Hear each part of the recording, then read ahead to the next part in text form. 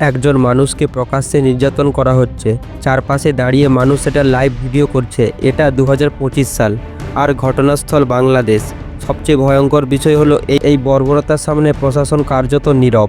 বাংলাদেশে সংখ্যালঘুদের ওপর নির্যাতনের নতুন কিছু নয়, বছরের পর বছর ধরে চলে আসা ভয়ঙ্কর বাস্তবতা। ইনকলাব মঞ্চের মুখপাত্র শরীফ ওসমান হাদির মৃত্যুর পর ময়মনসিংহে এক হিন্দু ব্যক্তি দীপু দাসকে কোনো বিচার ছাড়াই টার্গেট করা হয়। কোনো আদালত, কোনো আইনি প্রক্রিয়া কিছুই ছিল না। অভিযোগ উঠল আর সেটা হয়ে গেল মৃত্যুদণ্ড।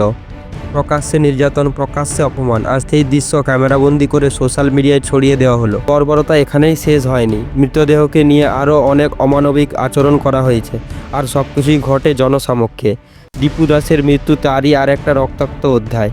এখানে ধর্মীয় পরিচয় অনেক সময় একজন মানুষকে অপরাধী বানানোর জন্য যথেষ্ট। দীপু দাসের মৃত্যু শুধু একজন মানুষের মৃত্যু নয়, এটি ন্যায় বিচারের ব্যর্থতার প্রমাণ।